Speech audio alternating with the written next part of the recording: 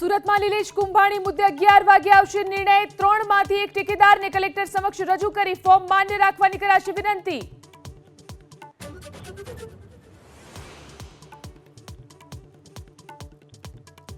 Gadhada Gopinathji temple બોર્ડની ચૂંટણીને લઈ આચાર્ય પક્ષ અને દેવ પક્ષ વચ્ચે જંગ। 6 બેઠક પર મતદાન શરૂ। સાંજે 5 વાગ્યા સુધી કરી શકાશે મતદાન।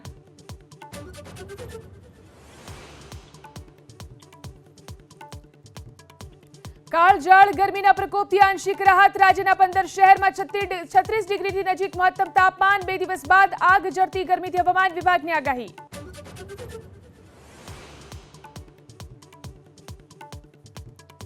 ચોમાસાને લઈ ખેડૂતો માટે સારા સમાચાર। આ વર્ષે ખૂબ વરસાદ થવાનું ભારતીય હવામાન વિભાગનું અનુમાન। કેટલાક વિસ્તારમાં વધુ વરસાદથી પૂર અને તારાજીની પણ આગાહી।